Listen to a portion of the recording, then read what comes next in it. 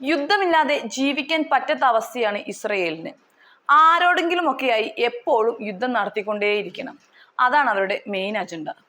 ഇറാനുമായുള്ള സംഘർഷം ഒരുവിധം അവസാനിച്ചപ്പോഴേക്ക് അടുത്തത് ഗാസയ്ക്ക് നേരെ തിരിയാമെന്നായി.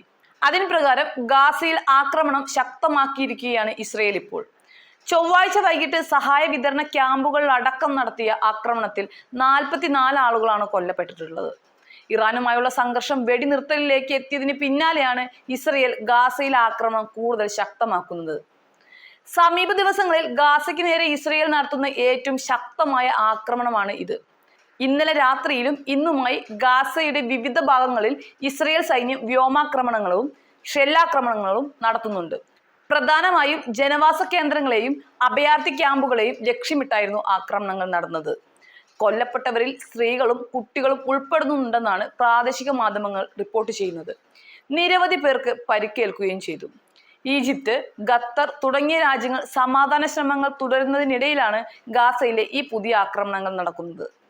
അന്താരാഷ്ട്ര സമൂഹം വെടിനിർത്തലിനും സമാധാനപരമായ ചർച്ചകൾക്കും ആഹ്വാനം ചെയ്യുമ്പോഴും ഗാസയിലെ മാനുഷിക പ്രതിസന്ധി കൂടുതൽ രൂക്ഷമാകുന്ന നടപടികളാണ് ഇസ്രയേലിന്റെ ഭാഗത്തു നിന്നും ഉണ്ടാകുന്നത്. ഈ ആക്രമണങ്ങൾ ഗാസയിലെ ജനങ്ങളുടെ ദുരിതം വർദ്ധിപ്പിക്കുകയും സമാധാന ശ്രമങ്ങൾക്ക് തിരിച്ചടിയാവുകയും ചെയ്യുമെന്നാണ് വിലയിരുത്തപ്പെടുന്നത്. അതോടൊപ്പം തന്നെ തെക്കൻ ഗാസയിലെ ഹമാസിന്റെ നീക്കത്തിൽ നിന്ന് 3 ഇസ്രയേലി സൈനികർ കൊല്ലപ്പെട്ടതായിട്ടുള്ള റിപ്പോർട്ടുകളും പുറത്തു വരുന്നുണ്ട്. 15 പേർക്ക് പരിക്കേൽക്കുകയും ചെയ്തു. ഇതിൽ തന്നെ 7 പേരുടെ നില ഗുരുതരമാണെന്നും അൽ ജസീറ റിപ്പോർട്ട് ചെയ്യുന്നുണ്ട്. പരിക്കേറ്റ സൈനികരെ ഹെലികോപ്റ്ററുകളിൽ ടെൽ അവീവിലെ ആശുപത്രികളിലേക്ക് മാറ്റിയിട്ടുണ്ട്. മാത്രമല്ല ചില ഇസ്രയേലി സൈനികരെ കാണാതായതുള്ള റിപ്പോർട്ടുകളും നിലവിലുണ്ട്. ഇസ്രയേൽ ഏർപ്പെടുത്തിയ ഉപരോധം കാരണം ഭക്ഷണവും കുടിവെള്ളവും ലഭ്യമാകാതെ വലിയ ദുരന്തത്തിലൂടെയാണ് ഗാസ കടന്നു പോകുന്നത്. വടക്കൻ ഗാസയിലാണ് ക്ഷാമം കൂടുതൽ രൂക്ഷം. സഹായ വിതരണ കേന്ദ്രങ്ങൾ പോലും ആക്രമിക്കപ്പെടുന്നതിനാൽ സഹായം എത്തിക്കാനുള്ള ശ്രമങ്ങൾ തടസ്സപ്പെടുന്നുണ്ട്. ആക്രമണങ്ങളിൽ തകർന്ന ഗാസയിലെ മിക്ക ആശുപത്രികളും പ്രവർത്തനരഹിതമാണ്. ശേഷിക്കുന്നവയാകട്ടെ വൈദ്യസഹായം നൽകാൻ ആവശ്യമായ മരുന്നുകളോ ഉപകരണങ്ങളോ ഇല്ലാത്ത അവസ്ഥയിലും. ആയിരക്കണക്കിന് ആളുകൾക്ക് അടിയന്തര വൈദ്യസഹായം ആവശ്യമായി വരുന്നുണ്ട്. ഒക്ടോബർ 7 ഹമാസ് കടന്നുകയറ്റത്തിന് ശേഷം ഗാസയിൽ ഇസ്രയേൽ നടത്തിയ വ്യോമ കരയുദ്ധത്തിൽ ഏകദേശം 56,000 പലസ്തീനികൾ കൊല്ലപ്പെട്ടു എന്നാണ് പലസ്തീൻ ആരോഗ്യ മന്ത്രാലയം അറിയിക്കുന്നത്.